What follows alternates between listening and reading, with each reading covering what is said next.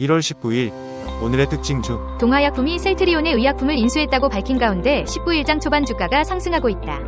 이날 오전 9시 9분 현재 유가증권 시장에서 동화약품은 전거래일 대비 2.55% 오른 1만 70원에 거래되고 있다. 전날 동화약품은 셀트리온의 일반 의약품 4종을 인수했다고 밝혔다. 인수 품목은 종합감기약 화이투벤, 비충열제거제, 화이투벤 나잘 스프레이, 구내염 치료제, 알보칠, 비타민 D 칼슘 보조제 칼시추다. 동화약품 관계자는 이번 인수가 제품 포트폴리오 다양화와 국내외 매출에 큰 시너지를 낼 것으로 기대한다. 며 동화약품이 추진하고 있는 사업 다각화 전략과 함께 기존 일반 의약품 사업 성장 동력 확보에도 최선을 다할 계획이라고 말했다. 미국발 반도체주 훈풍의 19일 국내 반도체 대장주인 삼성전자와 SK하이닉스도 상승세다. 마켓포인트에 따르면 이날 오전 9시 8분 현재 삼성전자 005930는 전 거래일 대비 2.51% 오른 73,500원에 거래되고 있다. 같은 시간 SK하이닉스 000660는 1.76% 오른 138,600원에 거래 중이다. 간밤 뉴욕 증시에서 반도체 주가 일제히 급등한 영향으로 풀이된다. 뉴욕 증시에서 TSMC는 시장의 예상을 상회하는 실적을 발표하며 10% 가까이 급등했다. TSMC는 순이익이 전년 대비 19% 정도 급감했지만 주당 순이익이 1.48달러라고 밝혔다. 이는 시장의 예상치인 1.38달러를 상회한 것이다. 순이익이 시장의 예상을 상회한 것은 반도체 산업의 침체가 바닥을 치고 반등하는 신호라고 블룸버그는 해석했다. TSMC는 아울러 인공지능, AI, 수요로 올해 매출이 20% 정도 증가할 것이라고 전망했다. 엔비디아는 1.88% 상승하며 또다시 사상 최고치를 경신했다. AMD도 1.56% 오르며 사상 최고치를 새로 썼다. 반도체 주가 일제히 오르면서 필라델피아 반도체 지수는 전 거래일보다 3.36% 급등했다. 김석환 미래에셋증권 연구원은 TSMC 위호 실적과 AI 산업에 대한 낙관적 전망은 엔비디아, AMD, 브로드컴, 어플라이드 머티리얼즈 등 반도체 업종 전반의 강세를 이끌었다며 이번 주 외국인은 국내 반도체에 대해 약 4천억 원 매도 우위의 모습을 보이고 있는데 일부 되돌림 나타날 경우 증시 반등에 폭 커질 가능성이 높다고 밝혔다. 인터플렉스가 삼성전자 갤럭시링의 수혜주로 부각되며 장초반 강세다. 19일 마켓포인트에 따르면 오전 9시 15분 현재 인터플렉스는 전 거래일 대비 16.60%, 1,950원, 오른 13,700원에 거래 중이다.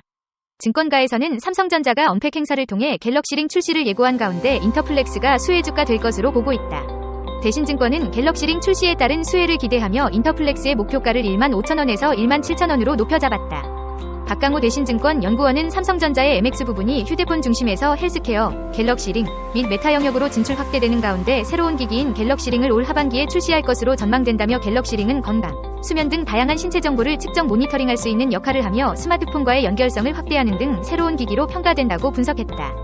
한국전력이 19일장 초반 3%대 약세를 보이고 있다. 3거래일째 하락세다. 마켓포인트에 따르면 한국전력은 오전 9시 17분 전 거래일보다 6,000원, 3.1% 내린 18,120원에 거래 중이다. 총선이 다가오며 정부와 여당이 전기요금 인하를 검토하고 있다는 소문이 돌며 하락세를 보이는 것으로 풀이된다.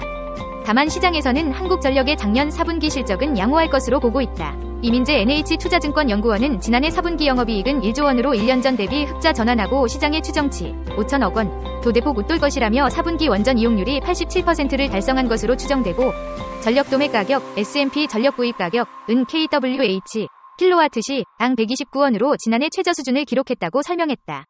문경원 메리츠증권 연구원 역시 총선 이전까지 요금 인상 기대감은 제한적이지만 이익 전망치가 상향된다면 유의미한 주가 상승 재료가 될 수 있다라고 말했다.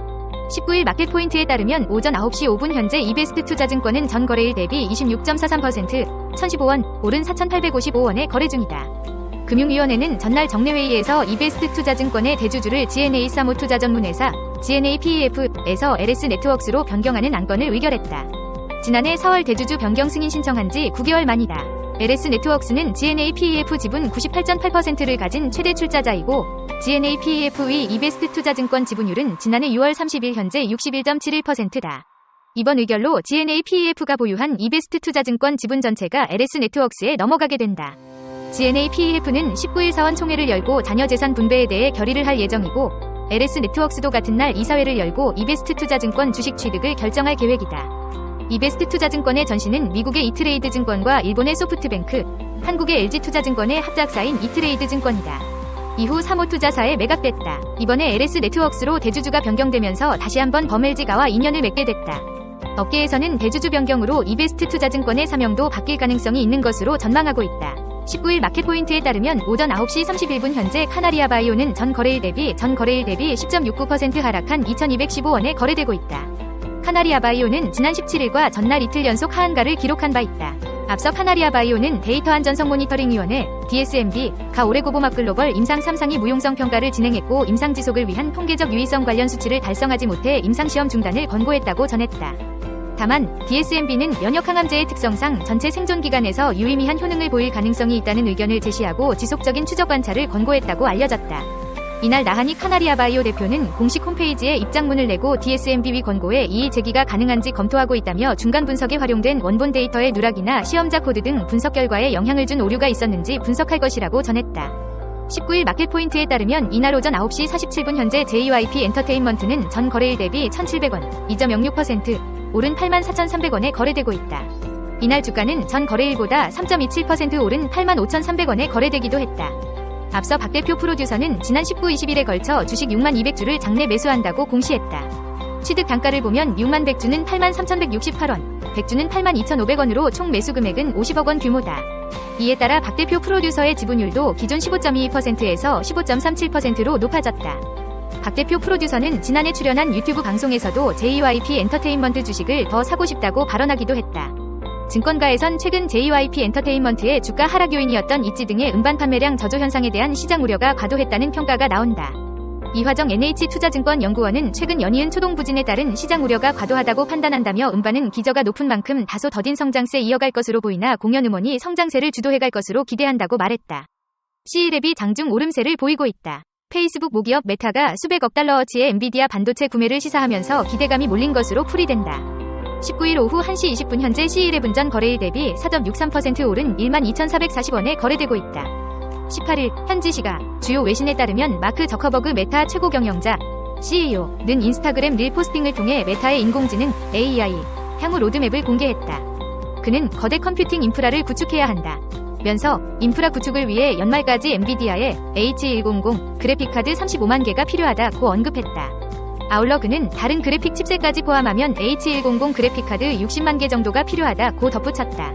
저커버그 CEO의 이 발언으로 메타에서 엔비디아를 상대로 대규모 추가 구매에 나설 것이란 관측이 나온다. 엔비디아는 H100을 25,000에서 3만 달러 정도에 판매하고 있다. 이베이에서 판매 가격은 4만 달러에 달한다. 메타가 최저가로 H100을 구매한다면 90억 달러, 약 12조 원에 가까운 비용이 엔비디아에 투입된다. 이 가운데 C11은 엔비디아의 국내 유일 소프트웨어 파트너사로 관심을 끈다. 이 회사는 엔비디아와의 관계로 앞서 챗GPT 수혜주로도 거론된 바 있다. C11 대용량 영상 데이터에 AI 기술을 적용해 가치를 창출하는 AI 영상 분석 전문 기업으로 GPU 기반 데이터 활용률을 높이는 솔루션 어유니가 GPU의 약점을 커버해 다수의 작업이 가능하게 만들어 고평가를 받았다. 지니언스가 19일 오전 10시 40분 현재 코스닥 시장에서 전거래일 대비 7.92% 오른 14,040원에 거래되고 있다.